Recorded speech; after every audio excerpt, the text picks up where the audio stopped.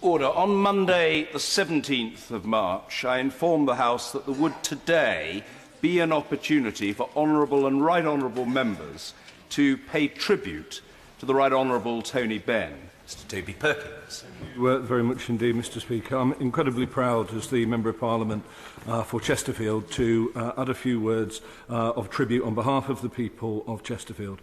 I know that many people here will have known Tony better individually, and others can do better justice to his overall history in politics. But I think I wanted to just get across to people why people in Chesterfield felt so immensely proud to have Tony as our Member of Parliament. He arrived in Chesterfield in 1984, and very unusually, he was already, at the time that he became our Member of Parliament, he was already famous. Most of us become MPs at the start of their careers. Of course, he'd already had 30 years in Parliament. He was already very much a national figure. And to become the Member of Parliament for Chesterfield at that time was something that couldn't have been scripted almost by a Hollywood director, because, of course, we'd had the catastrophic 1983 election. He'd lost his seat. How different the history of the Labour Party would have been if he'd have been here for the subsequent leadership contest that follows, who knows. But that's what happened. And with then Eric Varley, who's also tremendously fondly remembered in Chesterfield, stood down as our Member of Parliament, and Tony was the overwhelming choice of the members. And I have to say, on a very, very strong shortlist, very strong candidates that were available to be the Member of Parliament, but he was the choice. And just days after becoming the Member of Parliament for Chesterfield, of course, the miners' strike started.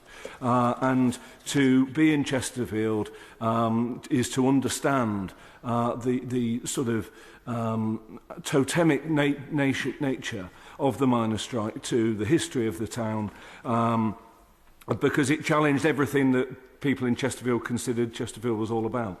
And the work that Tony did, working with my honourable friend from Bolsover at that time, to support the miners, to keep people's spirits up, to show the sense of pride and solidarity with the miners at that time, was something that enabled him as an outsider in a small northern town, someone who hadn't got the connection with the town, over the space of a year, to build up a connection with the town that would otherwise have taken 10, 15, 20 years to do.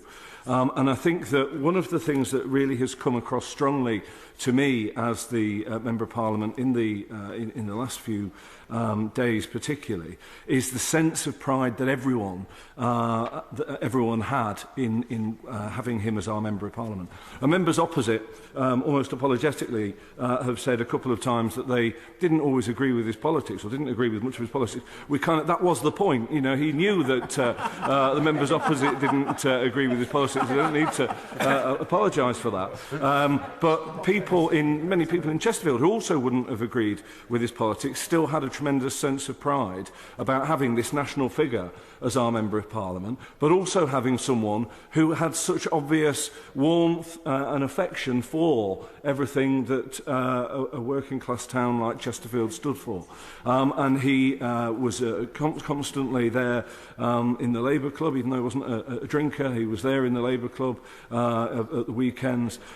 He would be someone who would attend the May Day rallies and marches that we have in Chesterfield and give the most wonderful speeches that would absolutely inspire you. And when the honourable gentleman from Louth spoke about how, with the power of his oratory, his spellbinding oratory, you could get swept away into almost recognising everything that he said and wanting to jump aboard. I mean, I've been there at general committee meetings in Chesterfield Labour Party, thinking, well, I know I don't agree with this stuff, but actually it kind of sounds convincing, and it was it was an immense power that he had, an ability that so very few people have, and I think that is being very strongly reflected here.